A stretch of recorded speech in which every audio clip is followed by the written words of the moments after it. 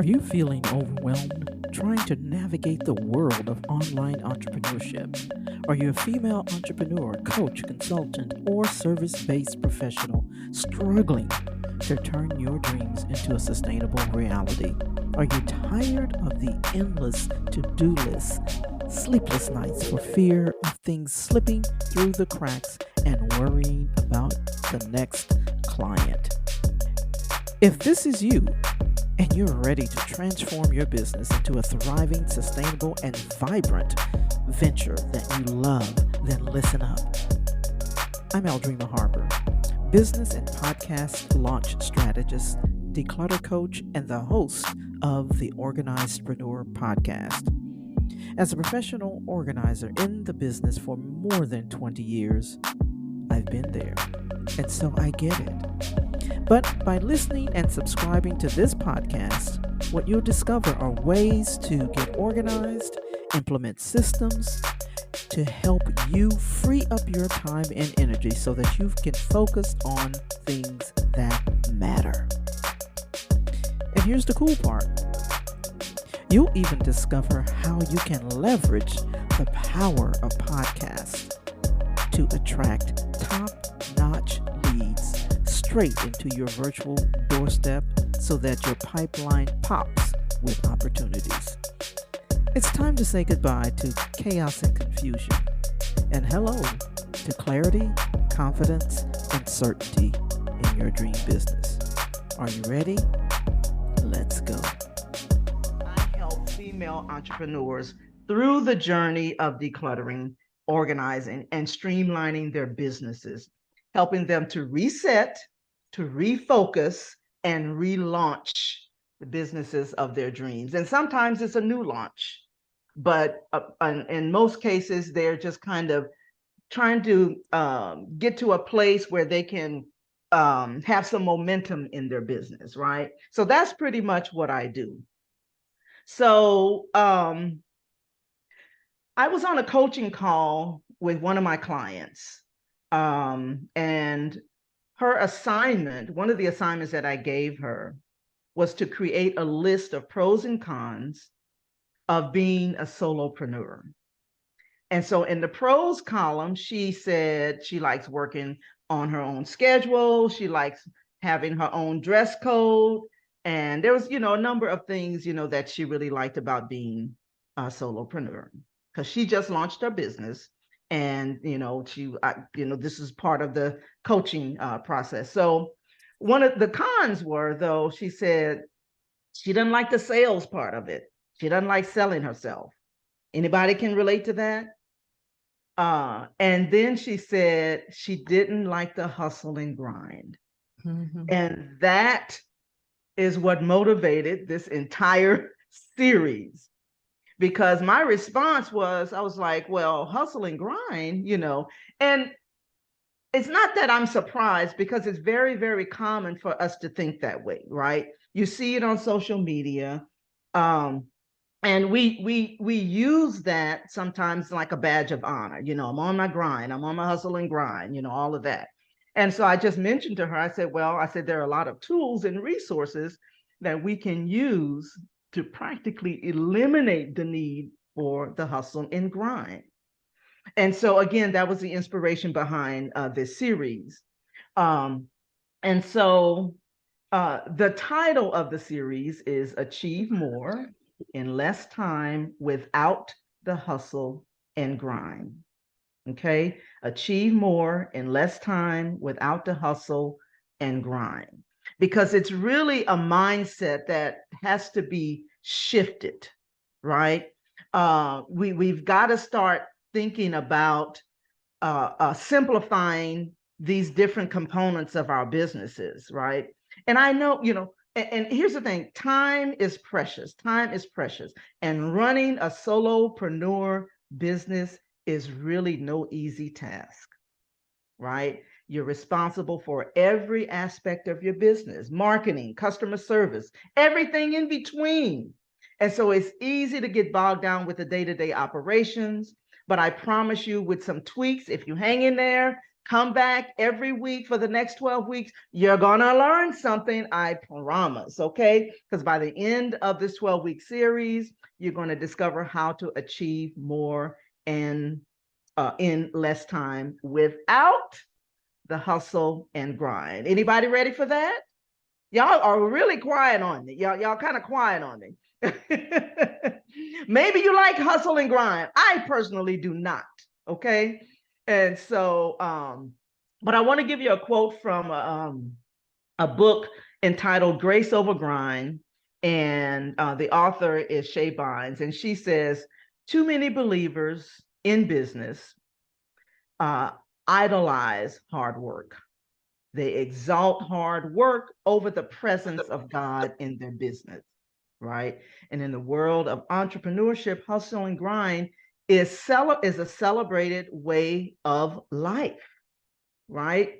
And so I wanted to just share a few of the expressions that you probably see on social media or whatever. I mean, people use it like hustle harder, right?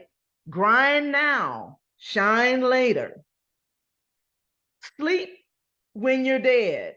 I don't think so. Rise and grind. The grind never stops, right? But here's the thing. I do not want you to think that there's no hard work involved in starting your business and maintaining your business. It is hard work. You know, we got to go through a lot of training. We got to learn new things. And as soon as you think you got a handle on it, something changes, right? And so there is a lot of work associated with having a solopreneur business, right? But the other thing that she said in her book, she said, this is not God's best. If your heart is to see the realities of the kingdom in your business, your industry, your city, your nation, it is imperative that you create a lifestyle of working by God's grace rather than your grind. Okay. And I thought that was very, very powerful. So I wanted to give a couple of definitions when it comes to hustle. Okay. In the context of entrepreneurship and business, hustle can refer to the willingness to work hard, take on risks, be resourceful in order to achieve success. It can involve in aggressively pursuing opportunities, overcoming obstacles, being proactive in finding solutions to problems. It's defined as requiring much exertion. I spelled it wrong on my screen. Much exertion and excessive hard work, right? Hustle. Okay. Grind in the context of entrepreneurship and business can refer to the daily effort, perseverance required to build and grow a successful enterprise, putting in long hours, making sacrifices, overcoming setbacks in pursuit of a large goal. Is defined as making strenuous efforts to obtain money or business. And although the grind mentally may be useful for maintaining focus and discipline, it is important that we prioritize a sense of balance and well-being in order to avoid burnout. My business partner calls it harmony. It is important that we prioritize harmony in our lives, right? Because you really, honestly, you're never going to reach balance. It doesn't even exist. I really hate to shock y'all about this, but balance does not exist. So some of the pros and cons I wanted to share with you all too. So keep in mind that, well, no, let me just say the pros and cons according to the industry standards. Okay. So the pros of hustle and grind, it says increased productivity. People with hustle and grind mentally tend to be highly productive and efficient. I disagree. They have a strong work ethic. I agree with that. I agree with that. The hustle and grind emphasizes the value of hard work, persistence, and dedication. This can lead to the development of a strong work ethic. Okay. Greater success. I don't know. Because if you burn out, if you're exhausted, does that define success? Really? So I want you to just kind of wrap your head around this whole hustle and grind mentality. Now, some of the cons, it says a risk of burnout, right? The hustle and grind mentality can lead to burnout if individuals do not take the time to rest and recharge. This can have a negative effect on physical and mental health, productivity, and your overall well-being. Lack of balance, or again, harmony. People with the hustle and grind mentality may neglect other areas of their lives, such as their relationships, their hobbies, self-care. This can lead to feelings of dissatisfaction, a lack of fulfillment. Okay. Another definition or another con that I found was the potential for unethical behavior. In some cases, the hustle and grind mentality can lead to people engaging in unethical or illegal activities in order to achieve success. In other words, a whole bunch of shortcuts, right? Okay. So overall, though, it can be beneficial for achieving success if you understand the importance of maintaining harmony and avoid the potential negative consequences. It's important to prioritize your relationships and your hobbies and things like that, and the other areas of your life. You don't want to neglect that. Entrepreneurship is an amazing journey, but it is not for the faint of heart. Can anybody say amen to that? It is not for the faint of heart. You're going to learn some things. Like my business partner said, you're going to learn some things about yourself, right? And so it is a journey. It is definitely a journey. It will grow you. It will test you. And there are a lot of unsexy things about business, right? A lot of unsexy things, right? But here's the great news. If you are a believer, a follower of Christ, you have, I have, we have unreserved supernatural access to the economy of God. And that supersedes all other economies and systems. You have access to his strength, which means taking your hands off some of the situations and giving it to him. Okay. You have access to his strategies that sets you apart and gives you a leading edge if you just take the time to listen to him. You have access to his systems. When you participate in God's way of doing things, his system, his way of thinking, you are already on the winning side. I want to give you a couple of scriptures and we'll continue. When you keep Proverbs 16:3 in mind, commit thy works to the Lord, and thy thoughts shall be established. What does that mean? That means you roll it over to him.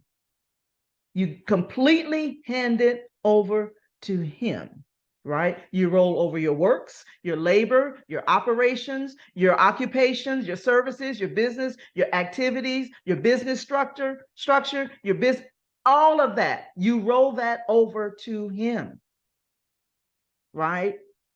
And so it says that your thoughts shall be established. That is, he'll bring about the cause to happen. He'll bring about the right plans according to his will and place them in your heart.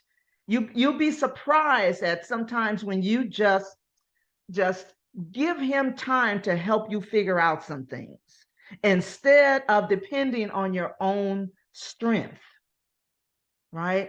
Because We don't know it all, but he does. He knows it all. He knows who you need to connect with, right? He knows what business opportunity exists that you need to be a part of. But you got to give him the space. You got to give him the time. You got to get off of the hustle and the grind and let him help you do that. Right? So I wanted to, because I'm not going to be here long. I wanted to end today's sessions with a list of some of the top responsibilities that solopreneurs commonly overlook, but they are very essential to having a thriving business. And these are some writer downers, okay? So I'm going to talk, so it's going to be 10, okay? Building a strong personal brand. That's your responsibility. And the reason I am going over this, because sometimes we think that we have to do everything in our business, and we don't, right? We got to learn how to delegate. We got to learn how to apply and implement systems in our business, automate some things, right? So that's why this list is important, because there are things that you need to do, and there's things that you need to think about at some point, handing it over to, maybe hiring a VA or whatever, right? Or automating it, okay? So building a strong personal brand, that's your responsibility, okay?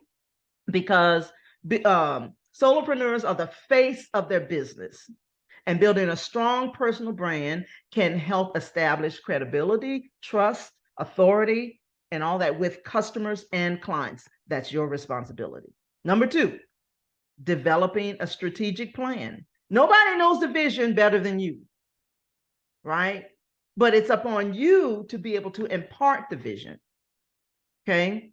A strategic plan will help solopreneurs set goals, identify priorities, allocate resources to achieve those objectives that you have set up for yourself, okay? So that's number 2. Number 3, and this one, you should be able to identify because you're doing it right now.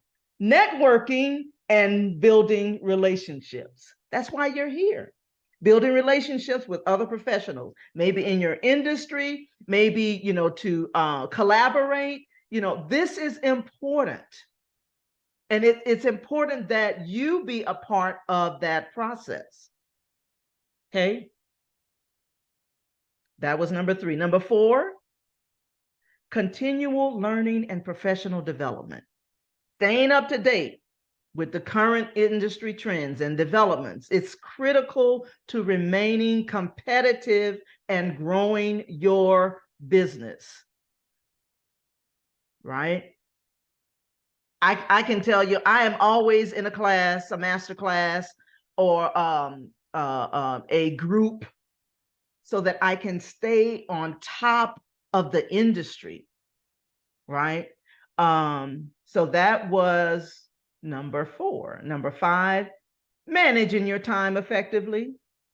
Nobody else can do that for you. You have to, even if you hire someone to help you to do that, right? You have to be committed to doing it. So it is upon you. So solopreneurs must manage their time effectively to maximize productivity and avoid burnout. Marketing and sales. Develop effective marketing and sales strategies for for attracting and retaining clients and growing your business. Now, you can hire people to do that for you, but without you casting the vision to that person, they got to know, and they need to buy in. They need to be able to buy in to your vision so that they can articulate that when they are making the sales or talking to potential clients, right? The next one is providing excellent customer service. This is my pet peeve right here. I can't tell you how many times I've been on the other end of this. My husband just called me a few minutes ago. he was picking up some clothes from the dry cleaners. And he said, I will never come to this dry cleaners ever again. Poor customer service. They didn't even want to give him a receipt. I don't know what, I really don't understand that. And I experienced that as well. I had to ask for a receipt. And then the lady looked at me like I was asking for blood, like I was a vampire asking for blood. Like, I want a receipt. I gave you cash. I want a receipt. So excellent customer service, providing exceptional customer service. This is what helps you to build a loyal client base and gain new clients through positive referrals. And when we get to the part where we're going to be doing our, talking about our business and stuff, I can tell you right now, Michelle is going to tell you. She is not going to refer anybody to you if she doesn't know you. So you want to make sure that you have gained a good representation, or a good you can be reliable. You have a good reputation, right? And you don't know that until you get to know people, right? We do business with people we know, like, and trust. Dorothy just said that. So providing excellent customer service, managing finances effectively. Solopreneurs, we must manage our finances effectively to ensure financial stability and long-term business success. Embracing technology and innovation. This is number 9, embracing technology and innovation. Keeping up with the latest technology and innovation and tools can help us to streamline our operations and improve our competitiveness. Okay, that's number 9. And the last one is taking care of your personal health and your well-being. We must prioritize our physical, our mental health, so we can avoid this burnout. No more hustle and grind, but we want to maintain the energy so we can stay focused on our goals, stay focused on things that we need to stay focused on so that we can grow our businesses, right? So as solopreneurs, we can build a strong foundation. We can build a thriving and successful business when we work on creating white space in our calendars. I can't tell you how many times I have talked to clients and they say, yeah, I got all of this on my calendar, but in between those appointments, there's no white space. You got to have white space. You got to be able to recover, right? From in between coaching clients. You don't need to have coaching clients back to back. Give yourself room to recover, right? So you want to make sure that you have some white space on your calendar and make room in your day to reset, to think, to focus. I don't do any appointments in the mornings because that's my time for creative thinking. I love morning is my best time. Let me just say it that way. I love to sit and think and ponder, things in the mornings. Maybe the evening is best for you. Regardless of what time, you got to find your cadence and your rhythm, right? But we can do that by tapping into God's strength and realizing we don't have to do it all, and asking him to show us how to do it. How do I recover? How do I put white space in my calendar? I'm giving my mind and my thoughts to you. Remember I said, you roll it over, right? And so we can do that by tapping into his strength, his strategies, his system, and you want to and be a part of his economic plan, right?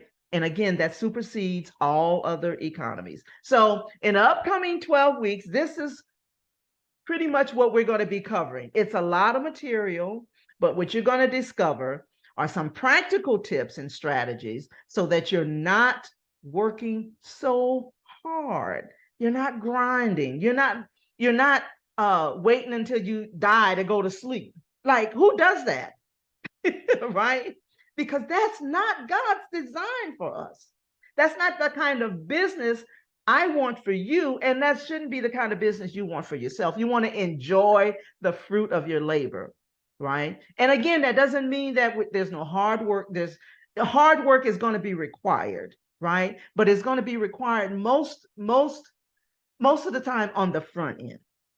Okay, when you're just starting it, and then you're going to tweak in between, right? So I don't want you to feel exhausted. I want you to build a thriving business. I want you to enjoy the fruit of your labor.